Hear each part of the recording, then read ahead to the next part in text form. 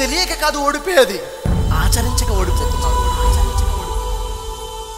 మనం గొప్ప స్థాయికి వెళ్ళాలంటే మన బ్యాక్గ్రౌండ్ బాగుండాలి అన్న ఆలోచన తప్పు. అందరూ సమానం కాదు. అతను ఇది చేశాడు, నేను అదే చేస్తాను. కాదు కాదు కాదు కాదు నీలో ఏదో ప్రత్యేకత ఉంది, గుర్తించు. ఎప్పుడైతే నీ ప్రత్యేకతను గుర్తిస్తావో ఎవడో ఎలాంటి పరిస్థితులు వచ్చినా నువ్వు అనుకున్నది నువ్వు లక్ష్యాన్ని సాధించాలంటే అది నీ విజన్ అయి ఉండాలి, నీ క్లియర్ విజన్ అయి ఉండాలి. అలాంటి క్లియర్ విజన్ ఒక బాలుడు ఇక్కడ ఉన్నాడు చూడండి. ఒక బాబు అర్జెంటీనాలో రొసారియోలో పుట్టడం జరిగింది. వాళ్ళ నాన్నెవరు? అతను కోటీశ్వరుడు కాదు, అతను మిలియనీర్ కాదు, ఒక ఫ్యాక్టరీలో కూలివాడుగా పనిచేస్తున్నాడు.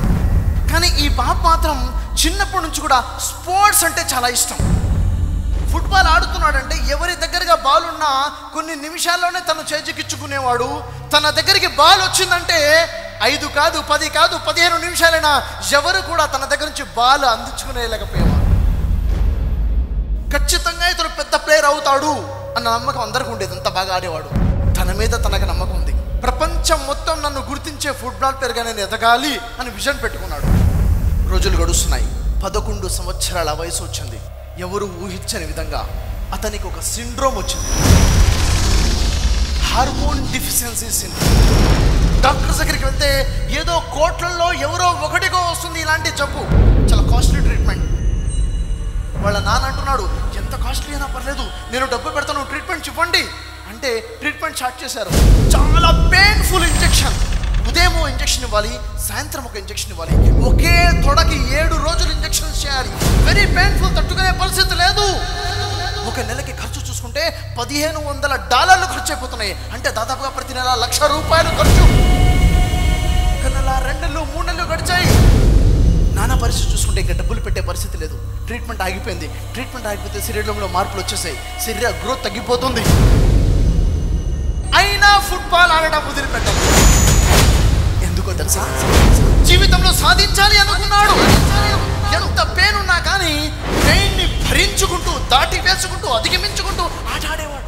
అతని ఆట, అతని కమిట్మెంట్ చూసి తన పొరుగు ఉన్నటువంటి ఒక వ్యక్తి బార్సిలోనాలో స్పోర్ట్స్ ట్రైనర్ ఉన్నాడు. అతను తన స్నేహితుడు తన ముందు ప్రస్తావిస్తాడు, ఒక బాబు ఉన్నాడు మా ఇంటి దగ్గర, అద్భుతంగా ఫుట్బాల్ ఆడతాడు అని ఒక ప్రస్తావన చేశాడు. అతను వినగానే, ఫుట్బాల్ అద్భుతంగా ఆడతాడా? నువ్వు ఇంతగా చెప్తున్నావు కదా, నేను వస్తాను, నేను చూస్తాను అంటాడు. వచ్చి ఆ బాబు ఆట చూస్తాడు. అది చూసి షాక్ అయిపోతాడు. ఆ తర్వాత ఇంటికి వెళ్తాడు. ఇంట్లో ఉన్న పరిస్థితులు చూస్తాడు. ఇంట్లో పేదవాళ్ళు, జబ్బు ఉంది, ట్రీట్మెంట్ లేదు. వ్యక్తి ఏమంటాడు తెలుసా? నీ పూర్తి బాధ్యత నేను తీసుకుంటాను. అమ్మ నాన్న పిల్లలు ఆలోచించారు, ఓకే అని ఒప్పుకున్నారు. ఆ తర్వాత ఫ్యామిలీ మొత్తం షిఫ్ట్ అయిపోయింది స్టైల్కి. అక్కడ తన ట్రీట్మెంట్ జరిగింది. ట్రీట్మెంట్ జరుగుతుంది, ప్రాక్టీస్ మొదలుపెట్టాడు. చూడండి విజన్ ఎంత క్లియర్గా ఉందో. 16 సంవత్సరాల వయసులో ఇంటర్ స్టేట్ ఫుట్బాల్ కాంపిటీషన్ ఛాంపియన్గా నిలబడ్డాడు. కేవలం 18 సంవత్సరాల వయసులో ఇంటర్నేషనల్ వరల్డ్ ఫుట్బాల్ ఛాంపియన్గా ఎదిగేశాడు. 18 సంవత్సరాల వయసు. చూడండి ఆయన హార్డ్ వర్క్. ఎవరతను? Lionel Messi.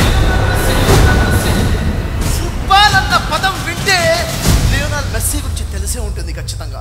ఫుట్బాల్ ప్రపంచంలో ఆయనకి ఎలాంటి బిరుదులు ఉన్నాయో తెలుసా? Golden ball, golden shoe. ఎలా ఆడేవాడు చూడండి. Guinness book world record.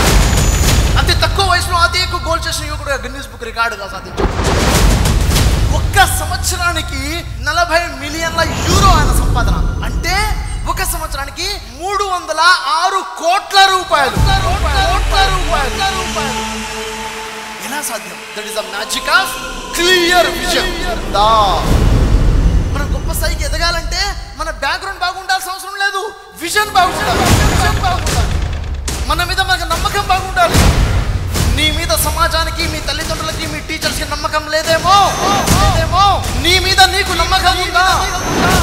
ఇది సాధించాలి అంటే సాధించాల్సిందే, ఎట్టి పరిస్థితుల్లో చేరవలసిందే. అది నా అవసరం.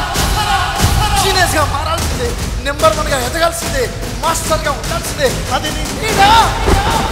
అది నీ నీడైతే దాన్ని సాధించి తీరు.